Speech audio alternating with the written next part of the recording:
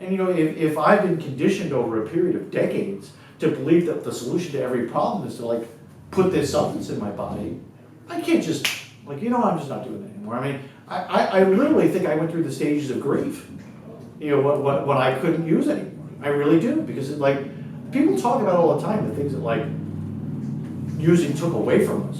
But what about what it gave us? Because until it didn't work, it worked. And I mean, I got out there in the world, I made a living, I supported a family, I bought a house. You know what I mean? I did all these things under the influence of chemicals. But at some point, my solution turned into a solvent. It made everything disappear.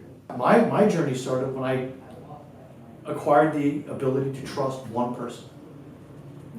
So I had no God in my life. I had no sense of direction at all. And if it weren't for one person, when we were talking about the whole idea of do you think that some kind of spiritual connection will benefit you in your ability to change your entire life? And I was like, well, yeah, absolutely, but I'm just afraid that I've got just a preponderance of evidence that indicates to me that that's just not a possibility for me. You know what I mean?